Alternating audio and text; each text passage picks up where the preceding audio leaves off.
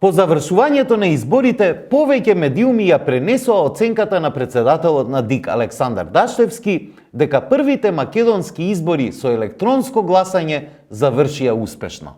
Таков е, например, насловот на содржината на Сител од 1 ноември, кој вели Даштевски успешно завршија изборите први со електронско гласање. Предходно, некои медиуми како Скопје Инфо известија за фингерпринт апаратите како за уреди за електронско гласање. Но овие тврдења не се точни, бидејќи не станува збор за уреди за електронско гласање, туку за уреди за идентификација и регистрација на гласачите.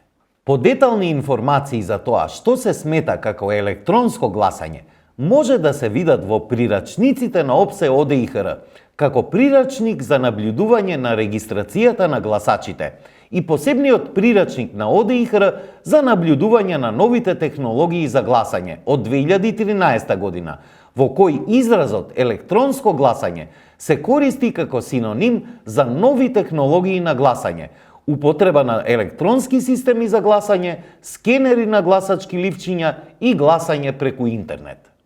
И самиот председател на ДИК Даштевски во интервју за Радио Слободна Европа на 29 август годинава прави разлика помеѓу електронското гласање воведено во други земји и нашето гласање.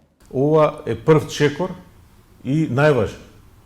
Ние морамо од нешто да почнеме. Ние почнуваме од тоа е безбедно, за разлика од електронското гласање. Сега не знам дали сте читале или виделе изјавата после вторите избори во Бугарија. Тие спроведоа електронско гласање, каде што рекоа дека апсолутно не било добро изведено, дека се расипувале, се штелувале апаратите, дека немало доволно принтери за да се проверат резултатите и така натаму, што е држава членка на ЕУ. Накусо, гласањето со фингерпринт апарати не е електронско гласање, туку е само начин на идентификација и регистрација на гласачите. Се додека користиме пенкало за заокружување на гласачките ливчиња и не се воведат системи за електронско пребројување. Се додека немаме гласачки машини како во Бугарија или не гласаме преку интернет, не можеме да зборуваме за електронско гласање во онаа смисла во која се користи овој израз ширум светот.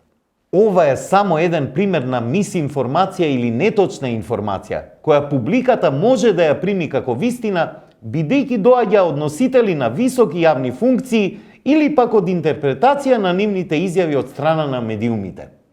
Затоа и функционерите, и медиумите треба да бидат многу повнимателни и попрецизни во давањето на информациите кон јавноста, затоа што лесно може да ја доведат во заблуда.